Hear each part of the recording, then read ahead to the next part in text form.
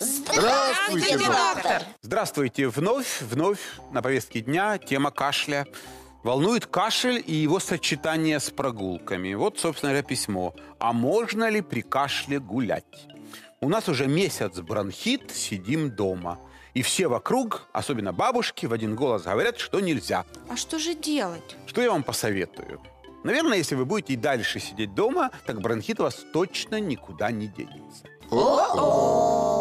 На самом деле ребенку, у которого бронхит, у которого есть проблемы с функционированием слизистых оболочек дыхательных путей, такому ребенку чистый воздух, свежий воздух, воздух улицы намного нужнее, чем ребенку абсолютно здоровому. Понятно, что есть острый период болезни, когда реально плохо.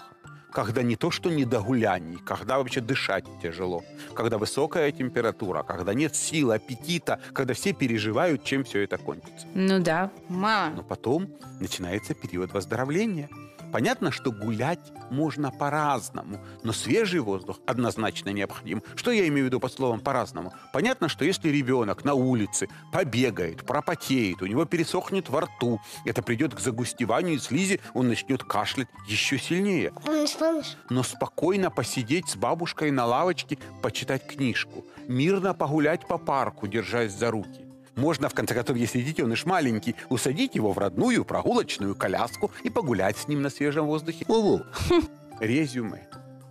Всегда, когда есть кашель, ребенку свежий воздух жизненно необходим.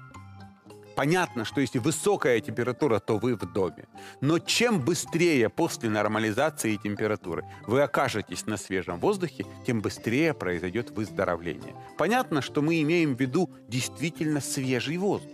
Если вы живете рядом с химкомбинатом, возможно, на улице хуже. Если 40 градусов жары или 30 градусов мороза, наверное, в такую погоду можно побыть дома. Но на Украине встречается такое не очень все-таки часто, хотя чаще, чем хотелось бы. Тем не менее, кашель – это не противопоказание, а прямое показание к пребыванию ребенка на свежем воздухе. Главное – не допускать избыточной потливости на улице, что приведет, естественно, к ухудшению работы слизистых оболочек. Если это понятно, Да! немедленно берем ребенка под мышку и идем куда? Гулять. На свежий воздух.